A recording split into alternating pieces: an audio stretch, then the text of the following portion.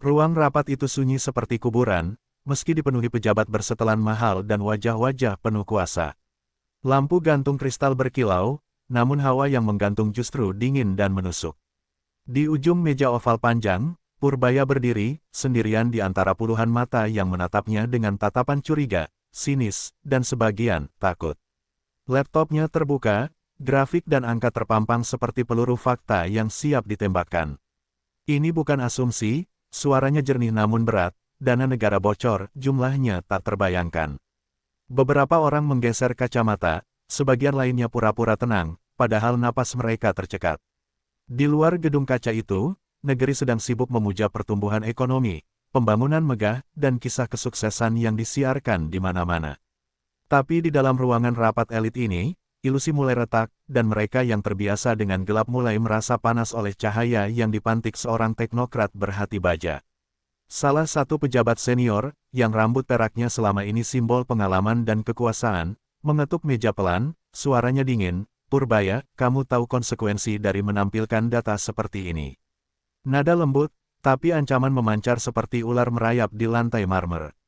Purbaya tak bergeming. Kebenaran punya konsekuensi. Tapi diam, lebih berbahaya. Kata-katanya jatuh seperti pedang. Ruangan bergoncang, bukan oleh gempa, tapi oleh kenyataan bahwa seseorang baru saja menolak tunduk. Tidak ada humor, tidak ada basa-basi. Hanya keberanian telanjang yang menembus aura kekuasaan. Sebagian pejabat menunduk, takut terlibat. Sebagian lainnya mengepalkan tangan di bawah meja, menahan amarah yang dulu cukup untuk membuat ketakutan menjalar. Seorang figur tua, dikenal dalam lingkaran terbatas sebagai Sang Opung, seorang legenda kekuasaan yang sudah terlalu lama berjalan dalam bayang-bayang negara, mengerutkan kening. Matanya tajam, suaranya bergetar halus menahan murka, "Kamu anak muda, jangan sok suci. Sistem ini berjalan jauh sebelum kamu lahir." Aura dominasi yang dulu membuat banyak orang mematung, kini berhadapan dengan tatapan jernih yang tak bergetar sedikitpun. Untuk pertama kalinya, Sang Opung tidak disambut tunduk, tapi dilawan keheningan tegas. "Justru karena sudah terlalu lama," jawab Purbaya tanpa memalingkan pandangannya, "maka seseorang harus berhenti pura-pura tidak melihat." Sebuah helaan napas panjang terdengar. Suasana ruang rapat berubah menjadi medan perang tanpa peluru, hanya kata, wujud moral, dan ketegangan yang hampir terasa seperti listrik di udara. Beberapa tergopoh mencatat, kamera internal diam, tapi semua sadar, sejarah mungkin baru saja bergerak. Lalu, lampu sedikit meredup, dan telepon hitam di ujung meja berbunyi. Bunyi yang jarang terdengar, bunyi yang hanya berdering ketika urusan negara menyentuh ranah yang sangat sensitif. Semua menoleh, tak ada yang mengangkat. Dalam keheningan itu, jantung setiap orang berdegup liar. Beberapa pasang mata melirik Purbaya seakan berkata, "Kalau kau terus maju, tak ada jalan kembali." Purbaya menarik napas panjang. Ia menutup laptop pelan, seperti menutup buku yang berisi rahasia gelap bangsa. "Saya tidak datang untuk menebar kecemasan," ujarnya akhirnya, "tapi untuk menyelamatkan apa yang masih tersisa dari kepercayaan rakyat." Detik itu, sesuatu yang tak terlihat pecah, bukan angka, bukan dokumen, tapi batas ketakutan yang selama ini mengekang mereka semua. Saat ia melangkah meninggalkan ruang rapat, suara kursi berderit, napas gelisah, dan bisik-bisik panik memenuhi udara. Dan di balik kaca besar yang membatasi dunia elit dan dunia nyata, awan hitam menggantung berat seolah tahu, badai besar baru saja dimulai. Hujan turun deras malam itu, menetes di jendela kantor kecil yang lampunya tetap menyala meski jam telah lewat tengah malam. Purbaya berdiri di depan papan besar penuh peta, grafik, dan garis yang menghubungkan nama-nama perusahaan, proyek, dan rekening misterius. Di sudut ruangan, termos kopi yang sudah dingin dan tumpukan dokumen yang menandakan satu hal, ia tidak bisa berhenti sekarang. Jejak mereka halus, gumamnya pelan, terlalu halus untuk kerja amatir. Setiap angka yang ia telusuri seperti bayangan yang bergerak, tidak terlihat tapi selalu ada. Laptopnya berbunyi. Pesan terenkripsi masuk dari seorang analis muda kepercayaannya, transfer mencurigakan ke konsorsium luar negeri. Kode sama seperti tahun lalu. Nilai melonjak saat proyek bandara diumumkan. Purbaya merapatkan bibir. Ia tahu pola ini, pola yang menelan triliunan seperti angin menyedot kabut. Dan sekali lagi, semua itu dilakukan dengan keanggunan kejahatan yang sudah matang selama bertahun-tahun, dilindungi oleh wajah-wajah terhormat yang berpidato tentang moral setiap hari. Tiba-tiba, suara gedung berderit. Purbaya menoleh, senyap, lalu bunyi langkah pelan di luar pintu. Jantungnya berdetak cepat, tapi wajahnya tetap dingin. Ia menghampiri laci meja, mengunci dokumen-dokumen utama, kemudian mematikan layar monitor. Langkah itu berhenti. Hanya ada keheningan yang lebih mencekam dibanding ancaman langsung. Dunia kelam kekuasaan jarang menunjuk senjata di awal, mereka mengintai dulu, memastikan ketakutan tumbuh perlahan. Pintu diketuk sekali, berat, terukur, seperti seseorang yang ingin mengingatkan, kami tahu kamu ada di sini. Kami mengawasi. Purbaya tidak menjawab, ketukan berhenti, langkah menjauh, dan suara lift terbuka samar. Udara kembali tenang, tapi hatinya tidak. Mereka sudah sadar, gumamnya, permainannya dimulai. Ia menyalakan kembali lampu meja, membuka catatan, dan menuliskan satu kalimat, keberanian bukan tanpa rasa takut, tapi memilih berjalan meski takut. Pukul menunjukkan pukul 2.14.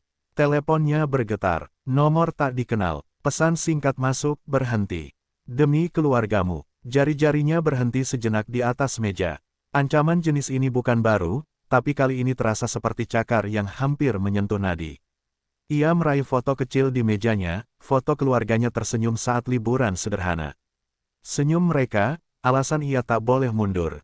Ia berdiri di depan jendela, menatap kota yang tenggelam dalam cahaya lampu dan hujan yang memantulkan kilau keperakan. Kalau kebenaran membuat mereka takut, bisiknya pada dirinya sendiri, maka kebenaran itu lebih kuat dari mereka. Petir menyambar di kejauhan, menerangi langit, seolah alam pun tahu bahwa ia baru saja memilih jalan berbahaya, jalan yang hanya sedikit manusia berani tapaki.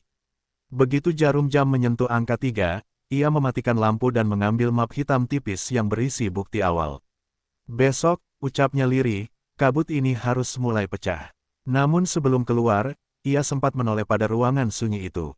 Di sana, di antara dokumen dan kabel data, tersimpan benih revolusi moral yang mungkin kelak mengguncang negeri. Dan ia melangkah pergi, membawa tekad sekeras badai yang siap melanda.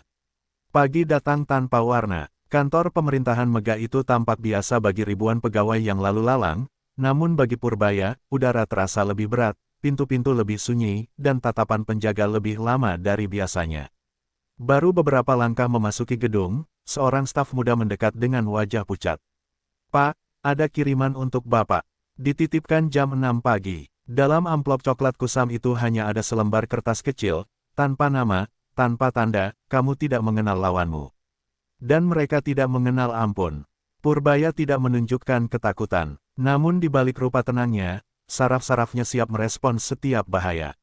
Ia melangkah menuju ruang kerja, tapi langkahnya terhenti ketika melihat dua orang asing berbaju rapi berdiri di koridor.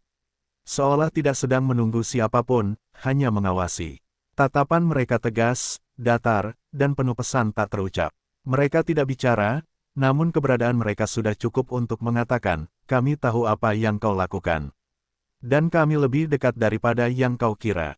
Di ruang kerjanya, pintu baru saja tertutup ketika telepon internal berbunyi, nadanya panjang dan lambat. "Halo," Purbaya menjawab, hening. Lalu suara distorsi berat, "Kami hanya memperingatkan sekali. Negara ini milik kami. Tidak ada tempat untuk orang seperti kamu." Klik, sambungan terputus. Tidak ada ancaman eksplisit, namun rasanya seperti pisau dingin ditempelkan ke tengkuk. Seolah seseorang ingin menguji seberapa jauh keteguhan hati seorang manusia sebelum ia patah. Purbaya menutup mata sejenak. Di benaknya terlintas semua wajah rakyat kecil yang pernah ia temui, petani yang kelelahan, nelayan yang mengadu tentang harga solar, ibu-ibu pekerja yang menggenggam harapan pada anak mereka. Mereka tidak tahu apa yang sedang terjadi di balik dinding kekuasaan ini. Mereka tidak tahu ada badai yang sebentar lagi meletus. Tapi mereka layak tahu, mereka layak dilindungi, dan pikiran itu menguatkan hatinya kembali. Tiba-tiba pintu diketuk cepat. Seorang sahabat lama, seorang pejabat muda yang diam-diam mendukung perjuangannya, masuk dengan wajah tegang. "Dokumenmu, beberapa file di server internal tiba-tiba hilang.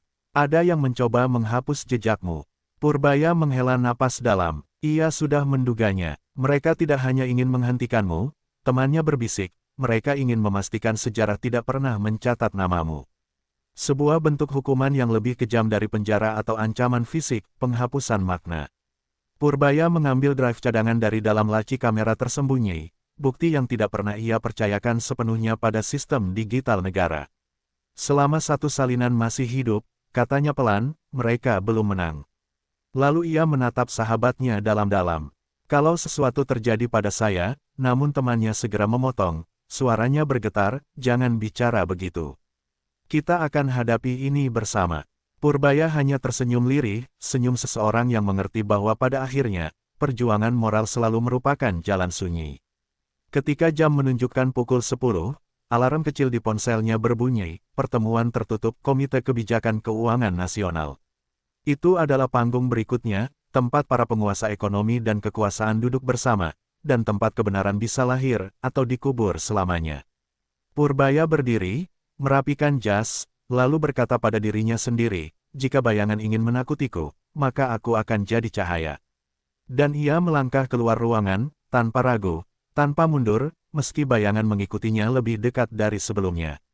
Langit sore itu kelabu, seolah memahami bahwa gedung kaca tempat rapat rahasia akan berlangsung sedang mempersiapkan panggung konflik yang tak terhindarkan. Ruangannya elegan namun terasa dingin, karpet tebal menelan suara langkah siapapun yang masuk, seakan tempat itu dirancang untuk menahan setiap bisik, setiap kebenaran. Para tokoh senior duduk berderet seperti singa tua dalam kandang emas, wajah tegar, sorot mata penuh pengalaman yang menyimpan intrik puluhan tahun. Mereka menunggu satu orang, dan ketika pintu terbuka, Purbaya masuk dengan tenang, membawa map hitam, sejumlah grafik, dan keyakinan yang mungkin lebih berat dari seluruh bangunan pemerintahan itu.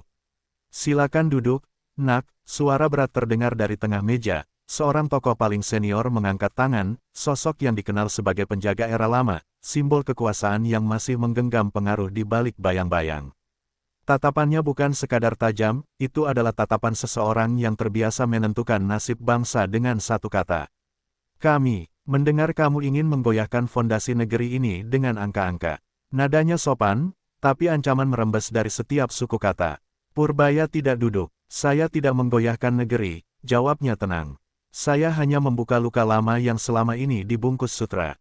Map hitam di tangannya ia letakkan di meja. Sunyi, para pejabat lain menahan napas. Ia membuka satu halaman. Dana publik, terserap diam-diam. Jaringan terstruktur, berlapis, sistematis. Ia mulai menunjuk skema yang tergambar jelas, mata tua yang menyaksikannya mulai mengeras. Tegang, tanda kesadaran bahwa apa yang dulu mereka pikir terkubur, kini muncul di atas permukaan. Salah satu penjaga kekuasaan lama mengetuk meja dengan keras, suara gemuruh memantul di dinding ruang kaca. Anak muda, katanya dengan bibir bergetar menahan marah, kamu belum tahu apa-apa tentang stabilitas. Kami membangun negeri ini dengan darah dan kompromi. Kamu pikir kamu pahlawan, kamu hanya, tidak, Purbaya memotong, suaranya lembut tapi memotong seperti pisau. Saya hanya warga negara yang muak melihat masa depan disandera masa lalu.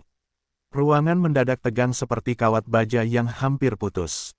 Seorang pejabat muda, yang duduk di ujung meja, menunduk menahan kagum sekaligus takut. Sebuah generasi yang selama ini diam, mulai menemukan suaranya lewat satu orang di depan mereka. Dulu, lanjut Purbaya pelan, rakyat tidak bisa melihat, tidak bisa bicara, tidak bisa melawan, tapi zaman sudah berubah. Informasi punya sayap. Kebenaran tidak bisa lagi disembunyikan di balik jubah kekuasaan. Tokoh tertua, yang dipanggil dengan hormat sebagai sang penjaga era, tersenyum tipis, senyum seseorang yang terbiasa menang, namun kini mencium aroma kekalahan yang perlahan merayap.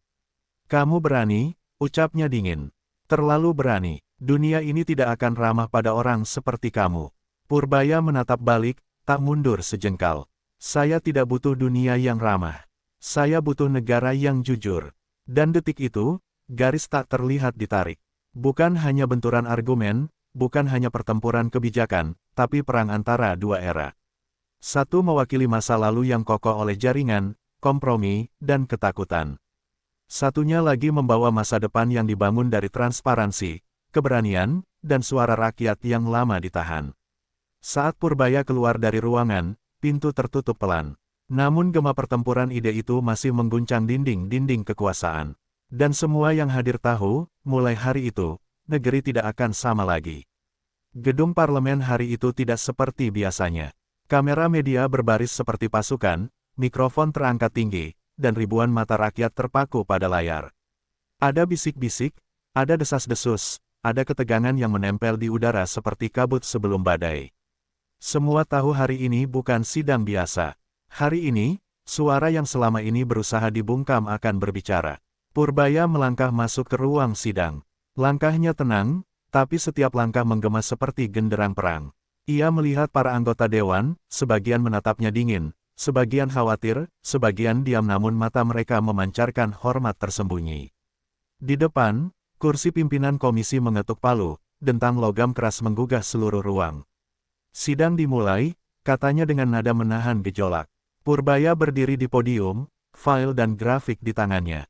Banyak pejabat senior tampak tak sabar, wajah mereka kaku, seperti patung yang dipaksa tersenyum. Saudara Purbaya, seorang legislator senior bersuara tinggi, kami dengar Anda membawa tuduhan besar. Jangan bermain api bila tak siap terbakar. Purbaya menatapnya, lalu tersenyum tipis, bukan senyum sombong, tapi percaya diri seorang yang berdiri di sisi kebenaran. Saya tidak datang membawa tuduhan, ucapnya tenang, saya membawa data. Ruang sidang bergemuruh. Kamera menyorot layar besar ketika grafik-grafik muncul, aliran dana misterius, proyek bayangan, angka triliunan yang hilang dalam sistem. Beberapa legislatif terdiam, sebagian menahan napas, sebagian tampak marah, bukan karena kebenarannya, tapi karena kebusukan yang dulu aman kini disiram cahaya publik.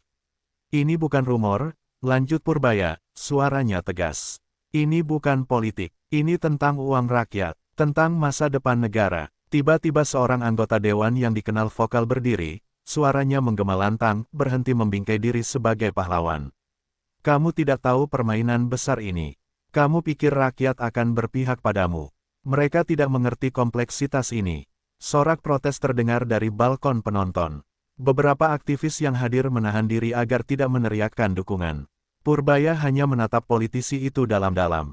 Justru itu masalahnya, jawabnya pelan namun tajam, selama bertahun-tahun, rakyat dibiarkan tidak mengerti. Karena ketidaktahuan mereka adalah perlindungan Anda. Hening, sunyi seperti gereja tua. Lalu, satu tepuk tangan terdengar.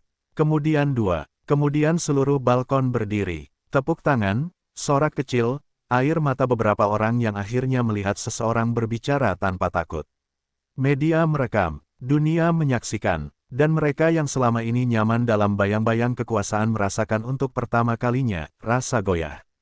Ketika sidang diskors, Purbaya kembali duduk tanpa tersenyum. Ia tahu ini baru awal. Ia tahu musuhnya tidak akan tinggal diam. Tapi di balik kertas, ancaman, dan tekanan itu, ia merasakan sesuatu yang lama hilang di politik negeri itu, kepercayaan rakyat. Dan saat ia memandang kembali layar besar di depan, ia berkata dalam hati, kebenaran sudah keluar. Dan sekali keluar, ia tidak bisa dikurung kembali. Malam itu, kota seperti menahan napas. Jalanan sepi, tapi di layar-layar ponsel, berita tentang sidang hari itu menyala bagai api di padang kering. Banyak yang memuji keberanian Purbaya. Tapi di balik pujian, mesin kekuasaan lama mulai bergerak, senyap, rapi, mematikan. Pukul 22.47, sebuah breaking news mendadak muncul, tuduhan palsu. Foto-foto editan, narasi bohong, dan suara rekaman yang sengaja dipotong. Purbaya terlibat skema asing, motif politik terselubung, ancaman bagi stabilitas ekonomi. Stasiun TV tertentu menayangkannya berulang seperti mantra. Di media sosial, pasukan akun bayangan menyerang, memelintir fakta, menyebar fitnah, menciptakan keraguan. Mereka tidak butuh bukti, hanya butuh kebisingan untuk menenggelamkan kebenaran. Di rumah sederhana miliknya, Purbaya duduk menatap layar, wajahnya tetap tenang namun pupil matanya menunjukkan badai. Mereka bergerak cepat, bisiknya. Teleponnya berdering, nomor sahabatnya. Mereka menyiapkan laporan kriminal palsu. Besok subuh bisa jadi kamu dijemput. Suara di ujung sana panik. Pergilah, sembunyi dulu. Namun Purbaya justru tersenyum lirih. Kebenaran tidak akan menang jika pembawanya lari. Ia mematikan telepon. Diam, lalu menatap gelap di luar jendela, seolah berbicara bukan pada musuh, tapi pada sejarah. Tiba-tiba, listrik padam. Rumahnya gelap gulita, hanya bunyi angin dan detak jam. Langkah kaki terdengar dari luar pagar. Teratur, berat, profesional. Purbaya mendekati meja, membuka laci, menarik sebuah flash drive berbentuk sederhana.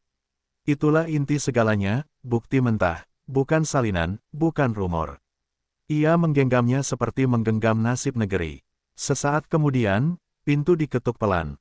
Duk, duk, Pak Purbaya, suara dalam dari luar, kami hanya ingin bicara. Ia tidak menjawab, dan dunia seketika terasa sangat kecil, hanya antara dia, pintu kayu tipis, dan siapapun di balik itu. Lalu ponselnya bergetar, pesan hanya satu baris, keluar, atau kami masuk. Bukannya cemas, Purbaya justru menutup mata. Sejenak bukan menyerah, tapi memanggil keberanian yang tinggal serupa bara kecil dalam dada. Jika mereka masuk, dunia tahu saya tidak takut, gumamnya. Namun sebelum ia melangkah ke pintu, lampu jalan kembali menyala. Mobil-mobil patroli resmi muncul, menyalakan sirine. Orang-orang yang tadi mengapit rumahnya seketika mundur cepat bagai bayangan takut cahaya. Seorang pejabat muda yang diam-diam memihak reformasi turun dari mobil, menatapnya penuh kelegaan. Mereka tidak bisa bergerak terang-terangan, belum, katanya. Purbaya hanya mengangguk, tapi hatinya tahu, ini perang yang baru saja meningkat dari senjata senyap menjadi duel terbuka. Dalam hati ia berkata, jika keadilan harus melewati gelap malam dan fitnah yang menyesakkan, biarlah. Selama satu suara tetap tegak, malam takkan jadi tuan selamanya. Dan malam itu, tanpa sorak-sorai, tanpa panggung, tanpa kamera, seorang pria berdiri menghadapi badai, bukan dengan kekerasan, tapi tekad yang tak pecah. Tapi ia juga tahu, badai balik berikutnya akan lebih brutal. Dan kebenaran, kadang harus berdarah dulu sebelum didengar. Hening itu menyeramkan. Bukan hening biasa, ini adalah keheningan yang menekan dada, seperti badai yang menumpuk kekuatan sebelum menghantam bumi. Di ruang rapat rahasia yang terjaga ketat, para penguasa lama berkumpul, wajah-wajah mereka pucat, pandangan gelisah. Mereka sudah menekan, mengancam, dan memutar narasi di belakang layar. Tapi kenyataan pahit mulai menyusup ke ruang ambisi mereka, rakyat mulai percaya pada seseorang selain mereka. Dia hanya satu orang, gumam seorang tokoh berambut putih, suaranya getar. Bagaimana dia bisa mengguncang fondasi yang kita bangun puluhan tahun? Jawaban tak datang, karena jawabannya terasa menamparkan, kebenaran lebih kuat dari mereka dugakan. Dan untuk pertama kalinya, ketakutan nyata menyelinap ke jantung kekuasaan. Di luar sana, di sebuah ruangan sederhana, Purbaya duduk sendirian, menatap dokumen-dokumen yang kini tak lagi menjadi rahasia elit. Tangan-tangannya lelah, namun matanya menyala, campuran semangat dan luka. Ia tahu setiap langkah yang ia ambil membawa bayang-bayang ancaman. Namun ia juga tahu, ketika rakyat membuka mata, tirani kehilangan taringnya. Sebuah pesan masuk, satu kalimat pendek, mereka mulai panik. Siap, Purbaya tersenyum tipis. Panik adalah tanda bahwa kebenaran sedang menang perlahan. Ia membalas, selalu. Tak lama, kabar itu pecah seperti petir di tengah kegelapan. Rekaman rahasia bocor, bukti tekanan, pemerasan, dan manipulasi kekuasaan selama bertahun-tahun. Media yang dulu diam kini tak lagi bisa menutup telinga. Wacana berubah, suara rakyat meninggi, dan yang dulu disebut berani melawan arus, kini mulai menjadi gelombang besar yang tak bisa dibendung. Purbaya berdiri, menatap keluar jendela. Kota masih bising, dunia masih kacau. Tapi di balik hiruk-pikuk itu, ia mendengar sesuatu yang lama hilang, suara harapan. Pelan, rapuh, namun nyata. Pertarungan belum selesai, bahkan baru dimulai. Tapi satu hal sudah pasti, mereka yang dulu merasa tak tersentuh, kini mulai merasa takut. Dan di ujung lorong sejarah itu, langkah kaki seorang manusia tegak berdiri, menantang badai. Sebentar lagi, dunia akan melihat, bahwa kebenaran berani bangkit. Suara gemuruh itu awalnya hanya desis kecil di lorong-lorong digital, dalam bisik perjuangan kaum kecil, dalam obrolan warung kopi yang tak pernah masuk berita. Tetapi malam itu, jeritan yang lama terpendam meledak jadi teriakan, keras, serentak, dan tak bisa diredam. Rakyat bangkit bukan karena diminta, tapi karena mereka muak. Video bocoran, laporan, hasil investigasi, semua bersatu jadi satu bara besar. Nama yang dulu hanya dianggap pejabat teknokrat biasa, kini bergema di jalan-jalan seperti simbol perlawanan.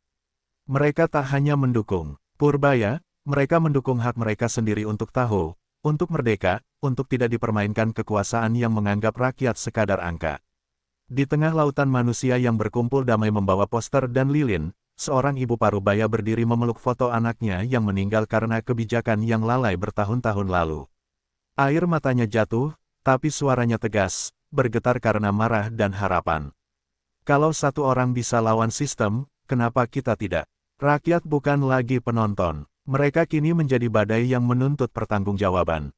Di layar besar yang dipasang dari truk yang diubah menjadi panggung darurat, rekaman Purbaya berbicara terdengar jelas. Tanpa teriak, tanpa ancam, hanya suara yang tak bisa dibeli. Keadilan bukan keberuntungan. Keadilan harus diperjuangkan. Di tempat lain, kekuasaan mulai gaduh. Telepon berdering tanpa henti, instruksi saling bertolak belakang. Para figur yang dulu merasa abadi kini merasa dunia menutup ke arah mereka. Mereka mencoba menenangkan situasi, dengan ancaman, dengan propaganda, dengan janji palsu, tapi semuanya memantul kembali. Karena kepercayaan, sekali hancur, lebih mematikan dari peluru. Purbaya menyaksikan semuanya dari balik monitor sederhana. Tidak ada sorak kemenangan di wajahnya, hanya rasa berat seperti seseorang yang menyeret sejarah di pundaknya. Ini baru permukaan, gumamnya.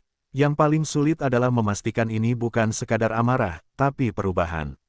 Lalu, teleponnya berdering. Bukan dari aktivis, bukan dari rakyat, bukan dari media, tapi dari seseorang yang selama ini duduk di singgasana kekuasaan. Suaranya rendah, sedikit gemetar namun mencoba tegas. Kita perlu bicara, segera. Purbaya menarik napas panjang. Hari itu bukan tentang dirinya. Bukan tentang menang atau kalah. Hari itu adalah hari ketika rakyat ingat, kebenaran tidak lahir dari ketakutan, tapi dari keberanian berdiri melawan. Malam itu, langit Indonesia tidak hanya dipenuhi cahaya lampu. Ada sesuatu yang lebih terang. Harapan, ruang itu sunyi. Tirai tebal menutup kota dari pandangan, seolah dunia harus berhenti ketika dua sisi sejarah bertatapan. Aroma kopi pahit bercampur dengan ketegangan, seseorang yang dulu dianggap tak tergoyahkan kini duduk diam, menunggu. Pintu terbuka perlahan, dan Purbaya melangkah masuk. Tidak ada kamera, tidak ada ajudan, hanya dua manusia, satu generasi lama penuh rahasia, satu membawa kebenaran sebagai senjata. Mata mereka bertemu, bukan sebagai teman, bukan musuh, tetapi sebagai dua kekuatan yang akhirnya harus menyelesaikan sesuatu. Kenapa kau membuka semuanya? Suara sang penguasa tua serak, mencoba terdengar kokoh, tapi getar itu tak bisa sembunyikan ketakutan yang merayap di baliknya. Purbaya tidak langsung menjawab. Ia meletakkan berkas, tebal, penuh data, dan duduk tanpa menunduk sedikitpun. Aku tidak membuka rahasia, ucapnya pelan. Aku membuka jalan. Jeda yang terjadi terasa seperti jurang. Jalan untuk apa? Untuk negara pulih. Untuk rakyat yang kalian lupa. Tangan tua itu mengepal. Kau tak paham permainan ini. Dunia tidak berjalan hanya dengan idealisme. Purbaya menatap lurus, tanpa gentar. Sistem yang kalian bangun bukan permainan. Itu penjara untuk kebenaran. Hening lagi. Tapi kali ini, hening itu seperti retakan. Retakan dalam dinding kekuasaan yang selama ini dianggap tak bisa digoyang. Tokoh tua itu bersandar, wajahnya letih, lebih tua dari usianya. Kau memaksa sejarah berubah dengan tangan kosong. Tidak, Purbaya menjawab. Rakyat memegang sisanya. Untuk pertama kalinya, raut sang penguasa menunjukkan ketakutan yang nyata, ketakutan bukan pada Purbaya, tapi pada suara massa di luar gedung, suara yang tak bisa dibungkam lagi. Kau pikir mereka akan berhenti di sini? Tanya penguasa itu lirih. Purbaya menghela napas. Aku tidak menginginkan kekacauan, tapi aku tidak akan menghentikan mereka menuntut keadilan. Dan di saat itulah, sesuatu terjadi, bukan ledakan amarah, bukan ancaman fisik. Melainkan pengakuan diam, bahwa kekuasaan lama telah kalah bahkan sebelum ia runtuh. Ketika Purbaya bangkit untuk pergi, tokoh tua itu hanya mampu berkata satu kalimat, lirih seperti pohon rapuh diterpa angin. Seandainya dulu, kami setegas kamu. Purbaya menoleh, namun tidak dengan kesombongan, melainkan dengan rasa iba pada masa lalu yang tersesat. Keadilan bukan keberanian satu orang, katanya pelan. Itu tentang kapan bangsa memilih untuk berdiri. Pintu tertutup, dan di baliknya, bab lama sejarah mulai hancur, diseret waktu menuju akhir yang tak lagi bisa ditunda. Di luar, rakyat menunggu. Dan ketika Purbaya melangkah keluar, sorak itu bukan hanya untuk seorang pria. Itu sorak untuk bangsa yang mulai bangun dari tidur panjangnya. Fajar hari itu tidak sekadar membawa cahaya, ia membawa keputusan. Jalan-jalan dipenuhi wajah penuh harap, udara berat seolah menahan napas bersama jutaan rakyat yang menunggu keadilan mengetuk pintu sejarah. Tidak ada pasukan berseragam, tidak ada pengeras suara otoriter, hanya rakyat yang percaya bahwa hari ini akan berbeda. Pengumuman besar akan disiarkan. Semua stasiun televisi bersiap. Media asing memutar kamera. Gedung tinggi kekuasaan bergetar oleh bisikan, apakah ini titik balik itu? Di sebuah ruangan, Purbaya berdiri di depan mikrofon. Tidak ada jubah kebesaran, tidak ada simbol keangkuhan kekuasaan. Hanya jas sederhana dan suara yang telah menembus tembok ketakutan. Ia menatap kaca kamera, namun pandangannya seolah menembusnya, menuju hati-hati yang menunggu kejujuran. Negara ini tidak dibangun untuk melayani segelintir orang, katanya, tenang namun tajam. Kita pernah salah arah. Hari ini, kita memilih jalan pulang, kembali ke rakyat. Dalam sekejap, layar berganti. Pengumuman resmi, penyelidikan besar dimulai. Akun gelap, dana tak terlapor, skema kekuasaan lama, semuanya masuk proses hukum. Bukan janji, bukan ancaman, tapi tindakan nyata. Nama-nama besar dipanggil, pintu besi mulai berdecit, dan suara hukum mengaum, bukan sebagai alat tirani, melainkan sebagai pelindung bangsa. Sebagian menangis lega, sebagian ketakutan, dan para pemain lama kekuasaan sadar, masa lama telah lewat bukan karena dipaksa tunduk, tapi karena rakyat menginginkannya pergi. Di luar gedung, lautan manusia menyambut dengan damai. Bendera kecil berkibar, bukan untuk mengutuskan seseorang, tapi untuk merayakan sesuatu yang jauh lebih besar, kesempatan kedua bagi negara ini. Seorang anak kecil memegang tangan ibunya, bertanya polos. Bu, apa kita sudah menang? Ibunya tersenyum sambil menatap langit yang memerah kemasan.